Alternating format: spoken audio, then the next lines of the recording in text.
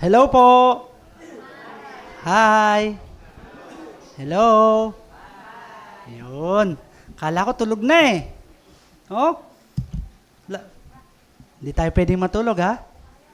Kasi ang pag naglilingkod, kailangan gising. Para pag dumating ang Panginoon, kailangan gising na gising. No? So ganyan tayo dapat, no?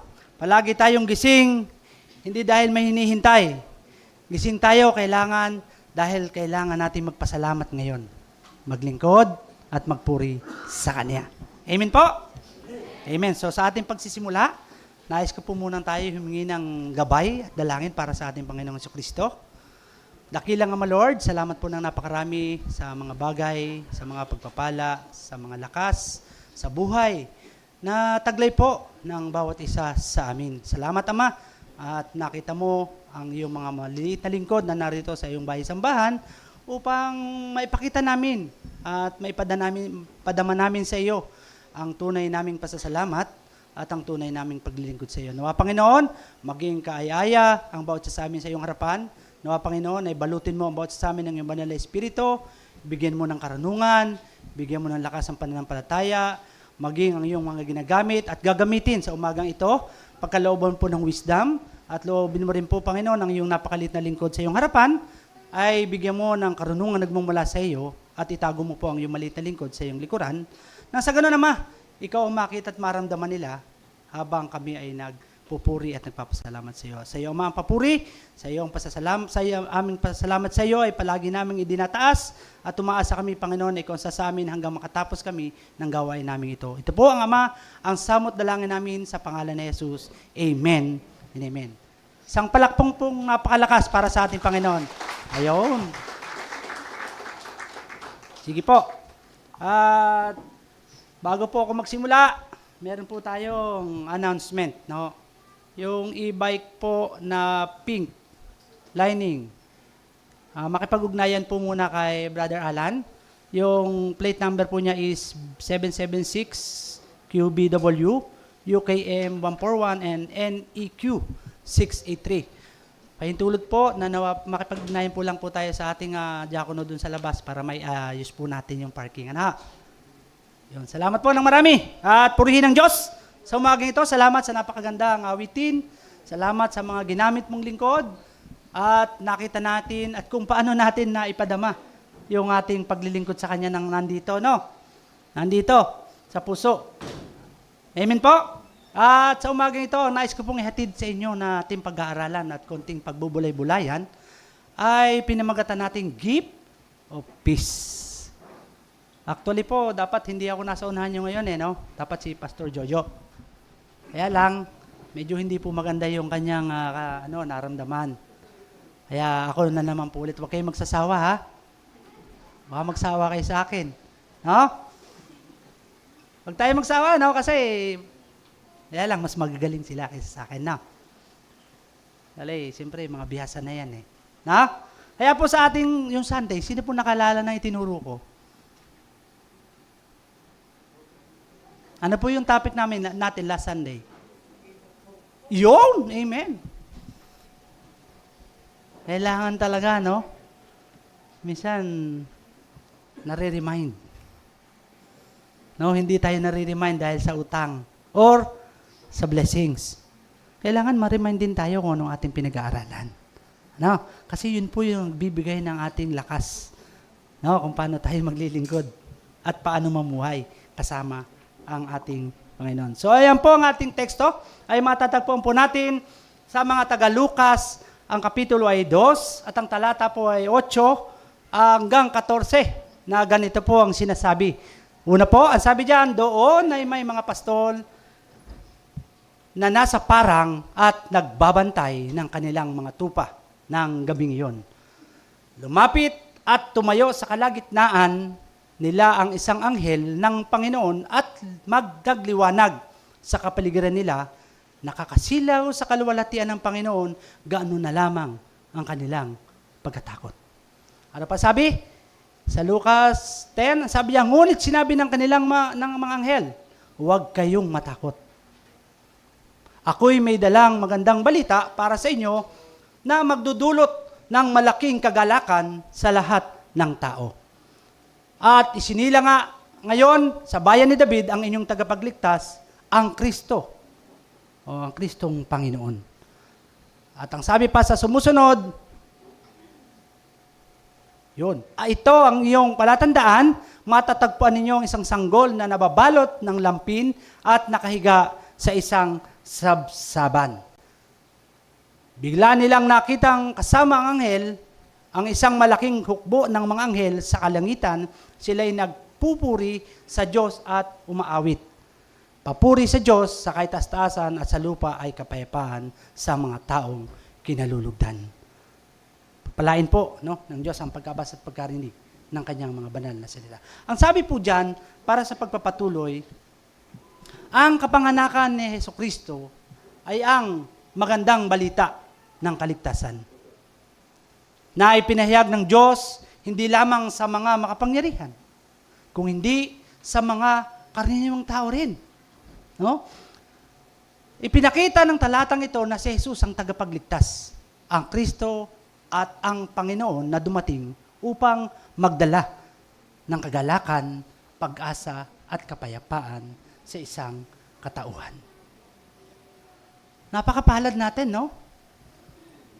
Kasi ibinigay sa atin yung magliligtas sa atin. Di ba, minsan may mga pangailangan tayo, no, na kung magkaminsan, pag hindi natin kaya, lagi natin sinasabi na, ano nga yung lagi sinasabi? Call a friend. Di ba nangyayari yun? Pag hindi na kaya, ang sabi, call a friend. Pero dito, ang kailangan tawagan natin ay hindi at walang iba kundi ang Diyos natin. Dahil ang kaligtasan, siya po lang ang makapagbibigay dito. Wala nang iba.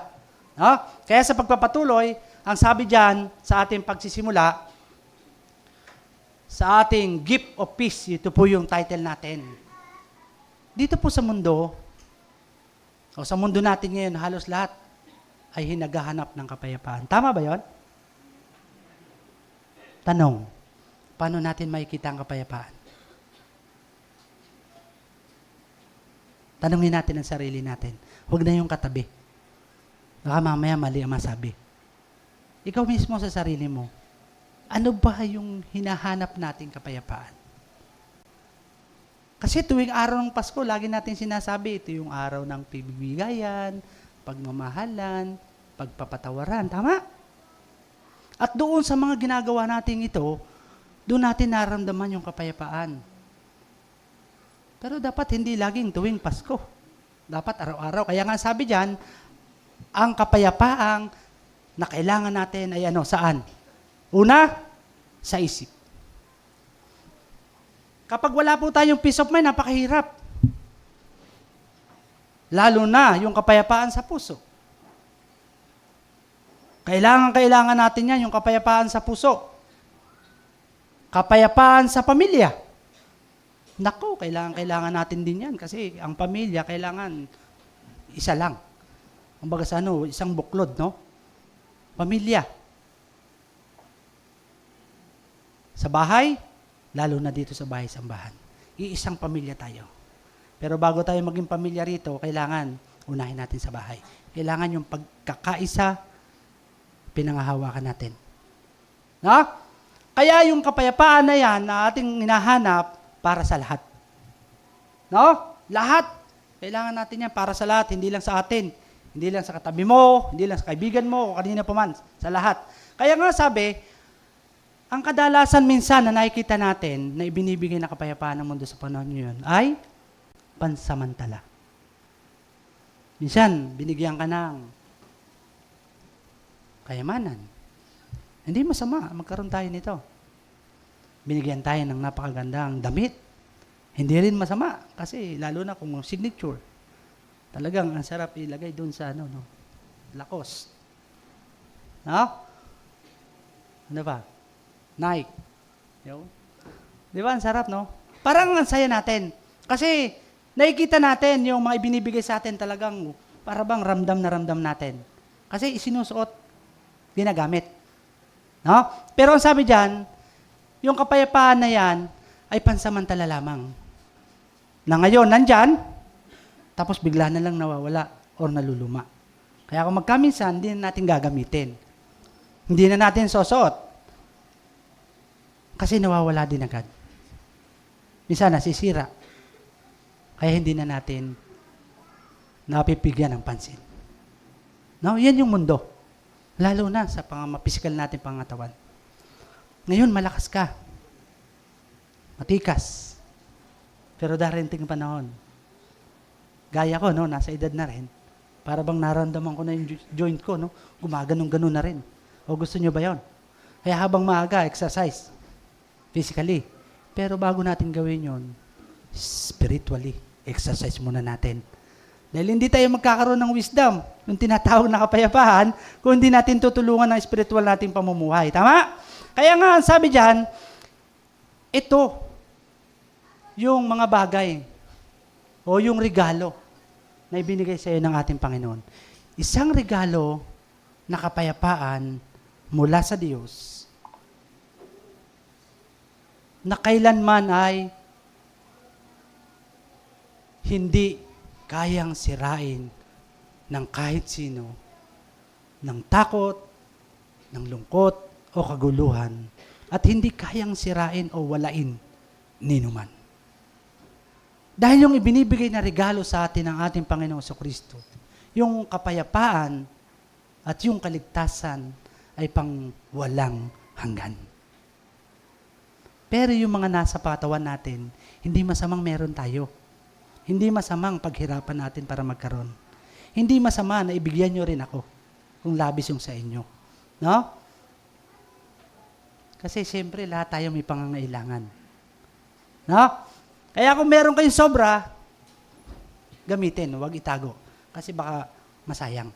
No? Pero dapat yung lahat ng binibigay sa atin na kapayapaan ng Diyos, pang-ingatan natin. Pahalagahan natin. Unahin natin. Dahil mahirap na yung nasa iyo na, ipinakita na, ipinaliwanag pa, ito pa matindi, itinuro pa, ito pang malupit. Noon pa man, alam na natin na ang Diyos kailanman ang ibinibigay sa iyo puro kabutihan. Puro kapayapaan at tunay na kaligtasan ang ibinibigay sa iyo. Pero bakit minsan nakakaligtaan natin? Dahil saan? Dahil doon sa mga bagay na mga may panandaliang aliw. Ano ba yon? Yung mga bagay na minsan nabibigyan natin ng focus. Hindi naman masama yon, pero tandaan natin, no, unahin natin palagi ang para sa Panginoon. Ano? Kaya meron po lang tayong 3 bagay na idaragdag para makita natin kung ano ba talaga yung sinasabing gift of peace. No? Kanino ito galing? At sino nagbigay? Ang sabi diyan, sa una, the giver of true peace. Tunay po, no, na ang tunay na nagbigay sa atin at source ng totoong kapayapaan ay walang iba kundi ang ating Panginoong Jesucristo. Kung patuloy po natin itong isa sa puso, isa sa isip, isa sa pamuhay, ang sarap mamuhay na kasama ang Diyos. Dahil kapag kasama natin ang Diyos, para bang hindi na tayo napapagod. Amen? Dito ngayon, anong naramdaman natin? May kapayapaan ba? Nakakalimutan natin lahat. Bakit? Nakasentro tayo sa Diyos. Nandito tayo para magpuri, para magpasalamat, dahil nakikita natin, nararamdaman ng bawat isa sa atin na talagang siya ang tunay na kapayapaan. Ang totoo na kapayapaan. Kaya minsan yung problema, hindi lang dapat nating minsan lang kalimutan. Dapat igay natin yan. Ipagpaubayan natin sa Diyos yan. Huwag nating samahan ng anumang bagay na makapagpapabigat sa iyo. Ano man ang meron ka ngayon, hindi dahil pinababayaan tayo, kundi tinitingnan yung kaya mo, kung paano mo ipamumuhay yung kapayapaang ibinibigay sa'yo ng Diyos. Dahil kapag nagagawa natin yung kapayapaang ibinigay sa iyo ng Diyos, ano yung kasunod nito? Kaligtasan, katagumpayan. Ano? Kaya nga po sabi diyan sa Lucas 2:8-9 o 2:8-9, napakaliwanag po na sinasabi diyan na bakit tayo mag-aalala. Ay napakaliwanag na sinasabi sa banal na kasulatan na ibinigay ng Diyos ang tunay at totoong kapayapaan para sa ikaluluwalhati ng Diyos Ama at ang mabuting balita, hindi para sa mga makapangyarihan lamang. Hindi para sa mga kagaya naming nagtuturo sa inyo. Hindi para doon sa mga ginagamit ng Diyos na para mag-share at maglahad ng salita ng Diyos na ito pala ang ibinigay ng ating Panginoong Diyos. Yung tunay na kapayapaan, yung tunay na kaligtasan mula nang isinilang ang ating Panginoong Hesukristo. Kaya, hindi lang ito kahit kanino binibigay.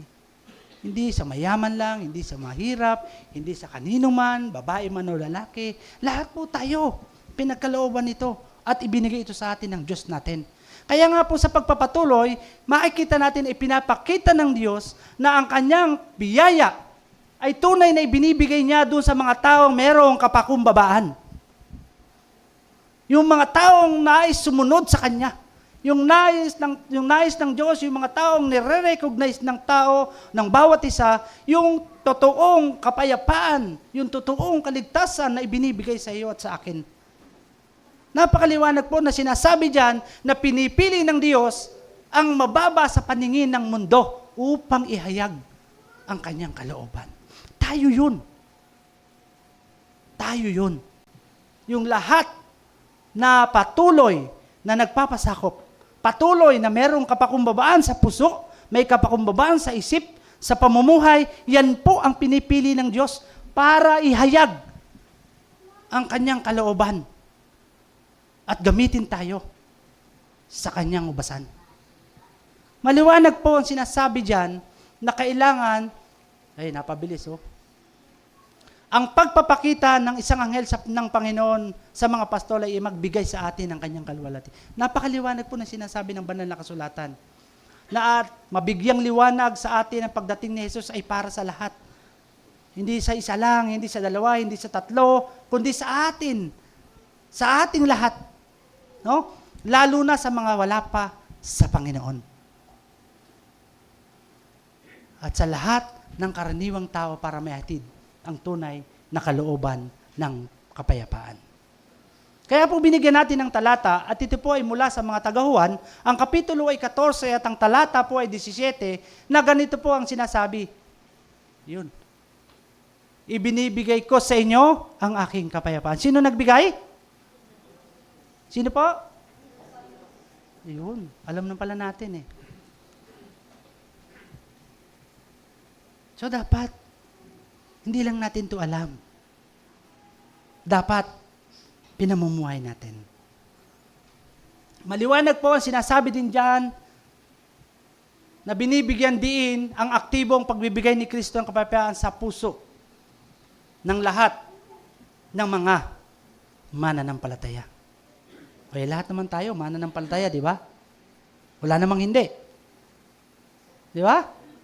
Lahat tayo. Ibinibigay ito sa atin ng Panginoon. Libreng-libre. Kaya lang minsan, lagi tayo may rason. Busy. Wait lang. Saka na. Teka muna. Ang dami natin minsan nasa gawang rason because of personal needs. Hindi naman masama na i-provide natin, gawin natin yung pangailangan nating personal. Pero dapat magkaroon tayo ng mga priorities. Kailanman, sabi nga ng pag-aaral, hindi kayang ibigay ang kapayapaan sa iyo ng mundo. Tanging Kristo lamang at Panginoong natin ang magbibigay sa iyo nito. Kaya sa ating pagpapatuloy, ang sabi diyan, para sa application, huwag hanapin ang kapayapaan sa mundo. Saan natin nahanapin? Saan natin nahanapin ang kapayapaan? Sa Diyos. Siya lamang po ang magbibigay nito sa iyo, walang iba. Gaano man ikaw katalino, gaano man kagaling, ang sino man sa atin dito, hindi kayang ibigay ang kaligtasan at kapayapaan na ibinibigay ng Diyos sa atin. Nino man. Naniniwala po tayo doon? O, sige, tuloy natin. Kaya, ang sabi diyan, matatagpuan lamang ito sa Diyos. Ang kapayapaan na hindi nakakuha sa anumang sitwasyon. Kung ikaw ay mayaman, hindi masama. Kung ikaw ay maraming pera, hindi rin masama. Yung mga nataong nasa paligid mo, hindi rin masama. Matutulungan tayo niyan kung naaayon ito sa Panginoon natin, sa kalooban niya. No? Kaya ang lahat ng ito, nanggagaling lang sa Kanya kung tatanggapin natin ang ating Panginoong Kristo. Sino po bang tumanggap na rito sa Panginoon natin? Taas po ang kamay, nung mga tumanggap na. Taas po natin ang kamay natin, huwag tayong mahiya. Sige po, para ma-exercise. Yun, may nahihiya. Ay, meron pa palang wala, no? So, ipag-pray natin yan. Sabi ng talat, pinag-aaral, kung gusto niyo ng kapayapaan, kaligtasan, tanggapin natin siya. Ha? Kaya po, sa pagpapatuloy sa bawat problema o pagsubok, ang sabi diyan, ang gift of true peace ay maging sandigan, tibay at katiyakan ng ating kapayapaan na kaloob ng Panginoon. Maliwanag po yan. At ang sabi diyan, huwag hayaan agawin ng problema, takot ang ating kapayapaan na ibinibigay ng Kristo. Kasi minsan, pag nagkaroon tayo ng problema, akala natin tapos na. Hindi po. Ang problema, given na yan sa ating mga anak ng Diyos. Yung pagsubok, given na po yan. Hindi pwedeng mawala kahit sa kanino sa atin dito yung pagsubok. Dahil ang sabi nga, the more kayong lumalapit sa God, much more ang pagsubok. So bakit sinabi yon? Kasi tinitingnan ng Diyos hanggang saan ang kaya mo para kumapit sa Kanya. May sinabi nga sa talata, di ba? Na anuman ang problema, na anuman ang pagsubok, na anuman ang ating daladala sa buhay, kapag tayo ay nanalig sa Diyos, at kumapit sa Diyos, at nanatili sa Diyos, siya lamang ang maliligtas. Ngayon, kapag nagka-problema tayo, akala natin, nahulog na yung mundo sa buhay natin. Hindi nyo alam, mas higit pa yung nararanasan ng iba. Higit pa. No?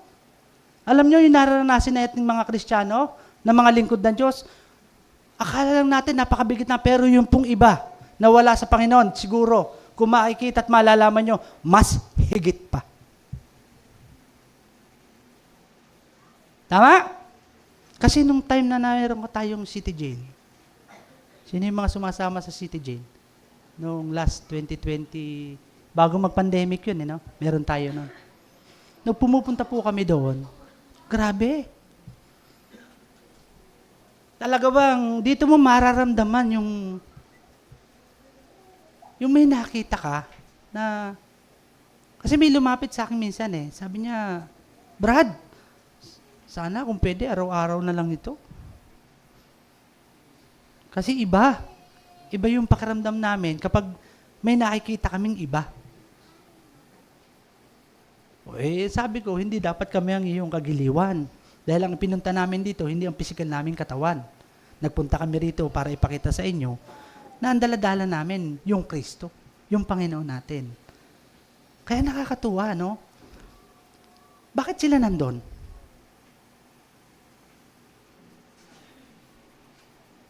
Kasi yung problema, hindi nila nakayanan. Kaya gumawa sila isang bagay na kahit pagsisihan nila, huli na. Pero tayo na nandito, malaya, may kakayahan, may talino, kumakain ng 3 beses maghapon, may merienda pa, may midnight snack pa. Pero bakit? Parang ang bilis nating mag-give up. Para pang ang bilis nating iwanan yung mga pagsubok na dumarating sa buhay natin. Magkaminsan nga, para bang meron kang gustong itakwil. Nangyayari ba yon? Naku, hindi po dapat ganon. ang talagang tagasunod at lingkod ng Diyos, ang sabi diyan, hindi dapat agawin ng problema o takot ang lahat ng kapayapaan na ipinigay na sa inyo ng Diyos. Amen po ba? Naku, dapat ganun tayo, ha? Kaya sabi diyan sa pangalawa, para matapos tayo, no? Kasi 9 o'clock na ako nagsimula halos, pasado na. Kaya sabi diyan, ano pang kailangan natin gawin kung merong true, ano yung una? Gift of true peace. Kailangan merong transformations. Ibinigay na eh. So, anong kailangan natin gawin pag naibigay na? Aralin. Pag-aralan? I-absorb? I-apply? Anong kailangan mangyari? Magkaroon ng transformation. Paano mangyayari yung hindi natin gagawin itong pagbabago? Paano magbabago ang isang nagkaroon ng problema? Paano magbabago ang nabigatan sa problema? Paano magbabago ang isang lingkod ng Diyos na hanggang ngayon may dalang mabigat sa buhay, sa puso, sa isip? Tanggalin mo lahat yan. Unahin mo si God. God, magbabago ako pero tulungan niyo po ako. Paano tayo matutulungan ng pagbabago para sa Panginoon? Napakalaki ng Diyos natin. Kahit saang sulok ka pumunta, kung aalalahanin mo si God, kahit nandun ka pa sa bubong, walang imposible na hindi ka magbago basta gusto mo. Choice mo yun eh. Kung bakit ka nabibigatan kasi ayaw mong bitawan yung mabigat sa'yo. Di ba pag nagbuhat ka na isang object, alam mo mabigat, pipilitin mo hanggang masaktan ang katawan mo. Gusto nyo ba yon? Ang gusto ni God, kaya tayo binigyan ng gift of peace, ng tunay na kapayapaan para mawala yung lahat ng mabigat sa'yo. Yung lahat ng hindi mo kaya, ibigay mo kay God. Siya lang. Siya lang ang magbibigay nito sa'yo, walang iba. Dahil kung meron kang God na pinagtitiwalaan at naniniwala ka may isinilang na Kristo para sa buhay mo, ano man ang daladalang hubarin mo, alisin mo. Ibihis mo si Kristo. At yung lahat ng mabigat para sa'yo, problema man yan, pagsubok man yan, mawawala lahat yan. Kasi pinagkatiwala mo sa Diyos. Dahil yung kapayapaan, ang sabi ng pag-aaral, nasa Kristo, nasa Diyos natin. Paano natin matatanggap ang kapayapaan? Tanggapin mo. Aralin mo, at ito ang pinakamaganda. Ito yun. To transforms our lives. Kaya natin? Amen. Kayanin. Kasi pag hindi mo kinaya at hindi mo gagawin, ay mawawala lalo tayo ng konsentrasyon kung paano tayo maglilingkod sa Diyos. Kasi minsan, pag nagka-problema tayo, nakukompromise ang faith. So paano tayo magkakaroon ng pagbabago? Kung sa bawat problemang dumating sa atin sa buhay, ayaw nating ilabas, ayaw nating bitawan, kaya tayo bigat na bigat. Lalo na kung sa isip natin ito dadalhin. Anong dulot nito pag sa isip natin dinala? Stress. Wala kang peace of mind. So nasan yung peace na bigay ng God sa'yo?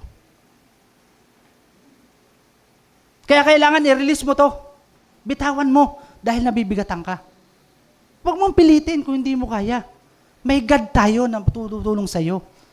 Or merong gagamitin ang God para maipakita, mabigyan ka ng wisdom. Eh paano kung ayaw mo lumapit? O yun ang may problema. Choice mo yun. Kung talagang nagpapasakop ka at naniniwala ka na may nagbigay sa'yo ng kapayapaan, hindi ka mag-iisa o dalawang salita at isipin pa na hindi mo gagawin dahil ito ay para sa iyo at para sa Diyos na pinaghahawakan natin. Kaya ngayon po, makikita natin, sinabi na yan sa Lucas 2:11. Anong sabi diyan? Binabago ng Diyos ang ating buhay kapag tinanggap na natin si Kristo. Ngayon na tinanggap na natin si Kristo pero hindi natin pinamumuhay, ang sabi diyan, hinahayaan ang kanyang salita at ang Espiritu na humubog sa iyo, sa atin. At pinipiling mamuhay araw-araw na may pagsunod at may pananampalataya. Na kaya kung kayo talaga ay tunay na mananampalataya, ilagak mo ang lahat sa Diyos. Huwag mong sarilihin. Kaya nga lagi ko sinasabi, hindi lang tayo nakakaranas ng problema. At yung problemang dinadala natin yun, baka yung iba masigit pang nararanasan. Tayo pa na binigyan ng Diyos ng kapayapaan. Binigyan ng Diyos ng karunungan na hindi natin kayang labanan. Yung mga pagsubok, yung mga problema, o yung mga nabigat na dala-dala natin sa buhay natin. Alisin natin lahat yun. Focus tayo sa Panginoon natin. Ano? Kaya sabi dyan, sa Lucas 2:10, napakaliwanag, at nagpahayag na ang pagsilang ni Jesus ang magandang balita. Malaking kagalakan para sa lahat ng tao sapagkat siya ang tagapagligtas. Kung ibibigay po natin ang lahat sa Diyos, alam natin ang ibibigay sa iyo ng Diyos.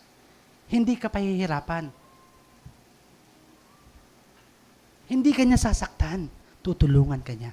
Para magkaroon ng ano? Ng kaligtasan. Dahil yan po ang ipinapakita nito na ang Diyos mismo ang kumikilos para iligtas tayo. Para wag tayong mapahamak. Tama po ba? Kasi kapag tayo nanangan sa sarili nating lakas at karunungan, naku, baka magkamali tayo. Pero kapag Diyos na ang pinakilos mo sa buhay mo, walang imposible. Ang sabi diyan, Diyos mismo ang kikilos upang iligtas tayo. Tulungan tayo. Tama ba? Kaya, gagawin ng God na aalisin ang lahat. No? Inaalis ang takot, nagbibigay ng pag-asa at nagbubukas ng daan para sa iyo at sa aking kaligtasan. Amen po ba? Amen. Akala ko tulog na, no? Nilapatan ko po ito ng talata. Ito po ay matatagpuan natin sa Santiago o James, no? Santiago 1:22. Anong sabi yan? Sa pamamagitan ng pagsisisi at pananampalataya kay Kristo. So, anong kailangan natin gawin? Kung may kasalanan tayo, kung may problema tayo, ilapit natin sa Diyos. Yung lahat ng nagtitiwala na may pananampalataya sa Diyos. Maliwanag po ba yan? Yun. Sa pagsunod sa salita ng Diyos. Maliwanag din po ba yan? Baka mamaya, babasahin lang natin. Napakaganda yung binasa. Amen! Praise the Lord! Hallelujah! Naku po, binasa lang. Paglabas ng pinto, nakalimutan yung binasa. Ay masakit yun, hindi sa akin. Hindi sa iyo, kundi sa God. Okay po ba yun? O yan, sabi ha, kailangan sumunod dun sa salita ng Diyos. Ano pa?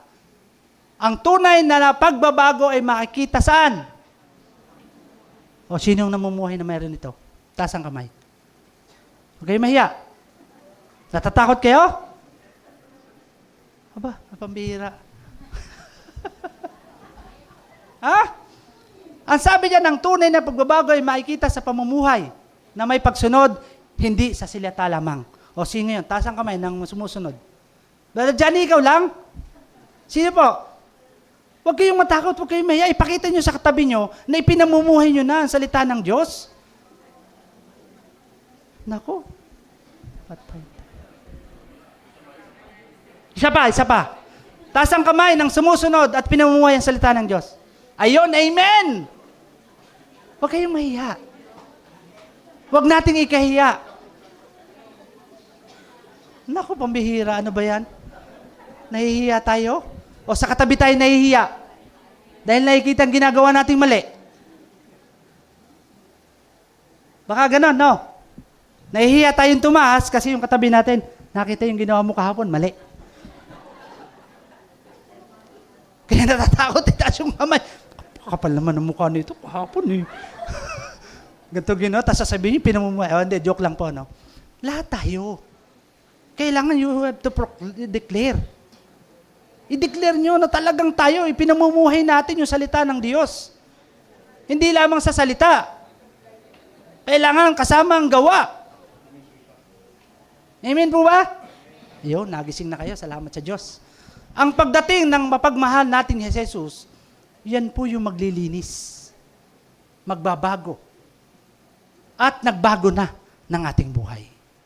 Kaya kung tayo ay tunay na nagbago, dapat tayo ay nakikipag-aisa na sa ating Panginoon. At tayo ay magkaroon na ng totoo at tunay na pagbabago.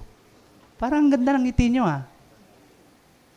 Ang sarap ba malaman na tayo namumuhay na? At ipinamumuhay na natin talaga yung pagbabago? Ang sarap, no? Napakasarap po. Bilang isang maliit yung lingkod, ang dami ko ng experiences, no? Sa evangelism. Simula po 1991, nandiyan na po ako sa evangelism. And up to now, patuloy ko pong ginagawa ito. Mahina man ako, kulang ang aking kaalaman, pero ang kaalaman ng Diyos na ibinibigay po sa akin, kahit nasa laot ako. No? Kahit nasa laot, patuloy ang evangelism. Bakit? Kasi ang sabi, ipamuhay mo eh. Umalis ka lang, hindi mo nagagawin. Nagpunta ka lang sa ibang lugar, hindi mo na ginawa. Eh samantala ang sabi, pamuhay mo. Yung kaligtasan na binigay sa'yo ng Diyos. Kaya ako, kahit ako nasaan, dadalhin ko. Ibabahagi ko yung kaligtasan na yan. Yung kapayapaan na nasa iyo ngayon. Hindi ako natatakot. So be it. Hindi ko ikahihiya. Bakit? Kasi bahala na si God sa'yo. Ano man ang gagawin mo dito sa lupa? Kaya nga sabi, do your best and God will do the rest. Ano man ang nagagawa mo dito sa lupa, huwag mong hihingin dito sa lupa. Hingin mo at hintayin mo ang pagbabalik at pagbibigay sa'yo ng Diyos. Na? Kaya sige, ang sabi po sa Romans 12:2, para talagang makapamuhay tayo ng tama. Ano ang sabi dyan sa Romans 12:2? Do not conform the pattern of this world, but be transformed by renewing of your mind. No? Then you will be able to test and to approve what God's will, His pleasing and perfect will. Napakaliwanag po na sinasabi na ang sabi dyan, huwag tayong makiayon sa mundo. Kasi yung mundo natin magulo. Maraming pagsubok, maraming tentasyon. Kaya kung anong nandyan sa paligid natin, i-ignore natin yan. Focus. Sentro tayo sa yan. No? Kaya ang tunay na nagbago ay magkaroon na ng kapayapaan o magkakaroon na ng kapayapaan. Dahil ang Panginoon ang siya ding magbibigay ng tamang direksyon sa iyo at sa ating buhay. No? Application po. Sabi diyan, kung tayo ay talagang binago na ng Diyos sa pamamagitan ni Kristo, dapat daw ay mamuhay na tayo araw-araw na parang nagpapakita ng pagbabago sa kaniyang ginawa sa ating puso. Nakikita na buot po sa ating pamumuhay. Yung pagbabago. Nakikita na ha? Nakikita na? Yes. Salamat po. Alam niyo kung sino natutuwa niyan sa sinasagot niyo? Si God. Na? Kaya po, ang sabi diyan sa pamamagitan ng patuloy na pagbabago at ng ating pag-iisip, pagtalikod sa kasalanan at pamumuhay, pagsunod na nagpapahayag ng kaniyang katangian sa atin. So lahat ng karakter na meron ng God natin, dapat ito na ang nasa iyo. Kung talagang ipinamumuhay mo na at nagbago ka na, dapat yung karakter na meron si God, iyan ang nasa iyo ngayon. Ha? Baka mamaya, pag dito lang tayo sa loob ng church, mabait. No? Pagdating dun sa labas, o kaya nasa loob na ng bahay, hoy, alis kayo dyan. Anong ginagawa nyo dyan? Ay, wag naman ganon. No. Mas masarap yung marami nagmamahal. Ako nga, minsan pinapagalitan ako ng misis ko. Ano ka ba? Hindi mo makilala yun. Hayaan mo na. Kasi ba, si God naman nakatingin yan. Ang mahalaga, yung ginawa mo, hindi napipilitan. Hindi pinipilit. Kusa. Dahil yung ibinigay na kaligtasan ng Panginoon natin, kusang ibinibigay sa iyo. Yung pagbabago na gusto mangyari sa iyo ng Diyos, dapat kusa mo rin itong ginagawa. Hindi dapat itinuturo ng iba. Ikaw mismo. Ikaw mismo ang magbago. Kasi gusto mo yung kaligtasan, yung kapayapaang ibinibigay sa iyo ng God. Ha? Last. Ano ang pinakalas? Ang sabi diyan? To walk with God.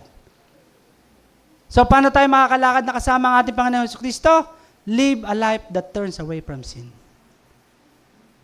Kung talagang tayo po ay namubuhay at gustong lumakad na kasama ang ating Panginoon Jesucristo, layuan mo ang kasalanan.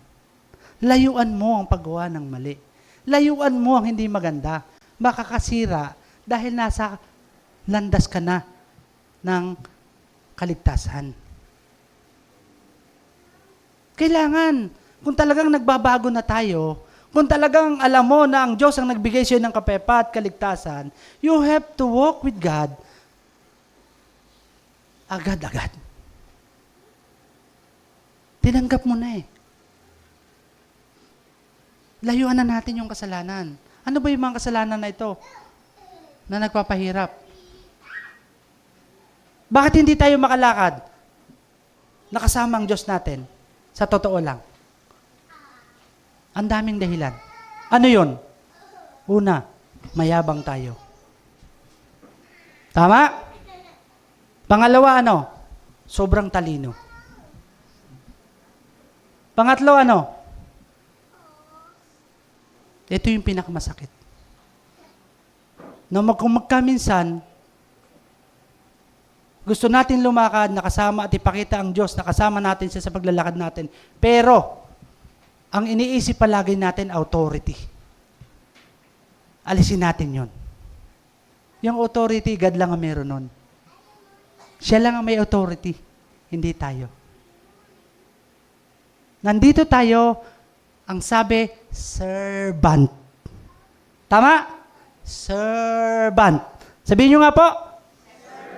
Ano ibig sabihin ng servant? Tagasunod. Tagapaglingkod. Hindi ano yon? Hindi siya yung pinaglilingkuran. Binigyan lang tayo ng kanya-kanyang ministeryo kung paano natin ito ipamumuhay. Hindi para saklawin ang karunungan at paghahari ng Diyos. Kung meron man tayong posisyon, hindi yun authority para ikaw masunod sa lahat ng gusto mo. Paano ka makakalakad sa Diyos? Paano ka makakalakad nakasama ang Diyos na kung iniisip natin puro authority? Paano ba nasasabi nating authority? Bakit? Kasi gusto natin sa bawat ginagawa natin, tayo ang sikat. Tayo ang bida. Buti si Fernando pa, pag naging bida yun, nagpapasuntok muna. Tayo hindi pwedeng saktan, hindi pwedeng makanin na masakit. Meron agad counter yon. Dapat kung talagang gusto mong lumakad na kasama si Kristo, bumaba ka. Kaya nga sabi, ang lingkod ng Diyos at ang lumalakad na kasamang Diyos, naglilingkod, hindi pinaglilingkuran. Dahil ang dapat lang natin paglingkuran, yung walang iba kundi ang ating Panginoong Kristo.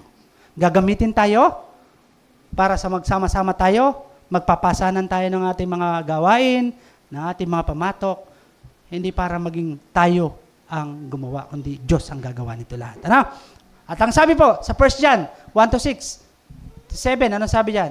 Kung sinasabi nating tayo'y may pakikiisa sa Kanya, ngunit namumuhay naman tayo sa kadiliman, nagsisinungaling tayo at hindi tayo namumuhay ayon sa katotohanan. Napakaliwanag po ng sinabi ng banal na kasulatan. Kung gusto mong tayo, kung gusto mong kayo ay lumakad na kasama si Kristo, dapat hindi tayo nagsisinungaling. Hindi tayo gumagawa ng mali. Ang ipinamumuhay natin, katotohanan. Tama po ba? Biblical yon. Hindi ako may sabi nun. Kaya alam mo, mahirap yung nakakasakit. Huwag na huwag tayong mananakit ng kapwa natin mananampalataya. Dahil pananagutan po natin yan. Tandaan natin, hindi sa tao, kundi sa Diyos. Maliwanag po ba? Ito pa ang sabi sa 7. Ngunit kung namumuhay tayo ayon sa liwanag, gaya ng pananatili niya sa liwanag, tayo'y nagkakaisa at ang lahat ng ating kasalanan ay nilinis na ng dugo ni Jesus na kanyang anak. So kung talagang tayo, ipinamumuhay ng katotohanan, alam na natin nilinis na tayo. Binago na tayo. Nasa atin na yung kaligtasan, nasa atin na yung kapayapaan. Dahil ibinigay na ito sa atin ng ating Panginoong Diyos. Ano pa ba yung gusto mong patunayan? Ano pa ba yung gusto nating patunayan? Wala na. Ang kailangan nating patunayan, yung totoong paglilingkod mo na may pamumuhay kasama ang Kristo. Wala naman tayong hinangad kundi puro kapayapaan. Dahil itong gusto ng Panginoon sa atin. Nung ibigay niya ang kapayapaan at kaligtasan, kailangan, eto ka na. Makita na sa atin. No? At sa ating sumunod, ang sabi dyan, paano gagawin natin? We have to show and do our faith and love for God. Maliwanag po. Ano pa sabi dyan? Ang personal na paglalakad kasama ang Diyos ay hindi pamumuhay araw-araw sa pananampalataya. Kailangan daw kasama ang panalangin, pagsunod, at lubos na pagtitiwala sa Kanyang salita sa Espiritu na hinahayang siyang gumabay sa bawat bahagi ng iyong buhay. Kailangan po siya lahat ang mag-work sa buhay mo. Sa Kanya natin na lahat ito'y pagkatiwala. Kaya nga, hindi tayo magkakaroon ng payapaan kung puro sarili natin susundin natin. Kasi tayo maraming gusto. Maraming gustong abutin. Pero tandaan natin, ang lahat ng bagay na gusto natin sa lupa, hanggang sa lupa lang yan. Pero yung kaligtasan, yung kapayapaan na ibinibigay ng Diyos, babaunin natin hanggang dumating ang takdang panahon. Nakukuha na tayo niya. Di ba yun ang pinakamasarap? Kaya walang permanente sa mundo. Pero sa langit meron. At ikaw ang gagawa nun. Kung tatanggapin mo ang tunay na kapayapaan mula sa Diyos, ang tunay na pagbabago, at ang ikatlo, kailangan lumalakad na tayo kasama ang Kristo natin. Kaya para sinabi po yan sa Lucas, no, sa ating teksto, sa 12-14. Anong sabi diyan? Proclaims that Jesus is born in humility. Is the Savior sent God to bring glory to God, true peace to all who receive Him. His birth is the greatest revelation of God's love and the fulfillment of the promise of salvation. Maliwanag po. Para sa ating application, ang sabi diyan, walking with God means intentionally choosing God's ways. His word is His Spirit in every decisions, relationships, and challenge. We did not walk with God by coincidence. No? We walk with Him by a choice. Each day, we must surrender our thoughts, actions, and desires to Him so that our lives reflects His characters, holiness, and love. Sana po, maalala natin palagi yan, ha? At para po sa ating conclusion. To walk with God is to live in a constant fellowship, obedience, and dependence on Him. And allowing His character to shine through us every day. Ano pa sabi diyan? Walking with God means important journey of life. It is the daily choice to follow His word, obey His Spirit, turn away or turn from sin. No, layuan natin and reflect Christ in every thought, word, and actions. Those who walk with God are guided with by His wisdom, strengthened in trials, protected from evil, and filled with peace or with His peace and joy. Gaya po lang natin sinasabi at pinag-aaralan, ang sabi diyan, si Jesus, ang ipinangakong tagapagligtas at hari na nagbibigay ng kapayapaan, katarungan at walang hanggang pag-asa. Ang kanyang pamumuno at pagiging Diyos ay hindi lamang panandalian, kundi panghabang buhay, ganap at makapangyarihan. At yan po ang sinasabi sa ating teksto. Anong sabi diyan? Dahil kay Kristo, dumating ang tunay na pag-asa, kapayapaan at kagalakan mula sa Diyos para sa lahat ng tao. Ang pagsilang ni Jesus, ang pinakamalaking kaloob ng Diyos na nagbibigay ng pag-asa sa linaliligaw, yung mga nailaw na nasa dilim at kapayapaan sa mga nawawalan ng lakas ng pananampalataya. Nawa po ang lahat ng ating napag-aralan, ang lahat ng ating narinig. Palagi nating isa puso, isa pamuhay, na ang tunay na kapayapaan ay Diyos lang ang makapagbibigay. Kung talagang gusto natin mag-transform, ipagkatiwala mo sa Diyos ang lahat. Kung gusto mo makalakad na kasama si Kristo, ipamuhay natin ang lahat. Kung ikaw ay talagang nagbago na, lumakad ka ng aayon sa salita ng Diyos at sa kalooban ng Diyos. Gaya po ng aking huling sasabihin, sana po, kung ano man yung napakabigat sa buhay natin, problemang dumarating sa buhay natin, o anumang meron tayong nagpapabigat sa buhay natin, alisin po natin lahat yun. Pagkatiwala natin sa Diyos, ipanalangin natin sa Diyos, hingin natin sa Diyos, at walang imposible na hindi ka magtatagumpay. Dahil God is faithful. Ang tanong, ikaw ba ay faithful? Maraming salamat po. Pagpalain nawa tayo ng Panginoon at purihin ng Diyos at itaas ang kanyang kabanal-banalang pangalan.